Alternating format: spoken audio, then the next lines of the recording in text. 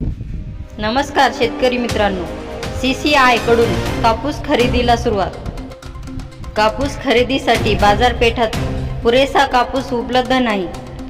शासनाचे कापूस खरेदी केंद्र आणि शहरातील कापूस कारखान्याकडून हवा तसा कापूस मिळत नाही, कारण वर्षाच्या सुरुवातीला आणि शेवटी खूप पाऊस झाला। त्यामुळे हिंगोली जिल्ह्यात कापूस पिकाचे खूप मोठे प्रमाणात नुकसान झाले।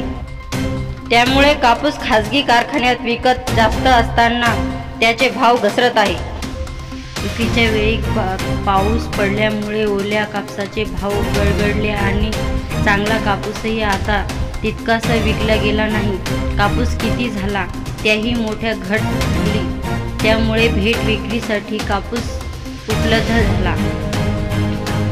खाजगी जिनिंगच्या ठिकाणी आलेला कापूस 5,960 ते 6,925 रुपये प्रति क्विंटल दराने विकलेला।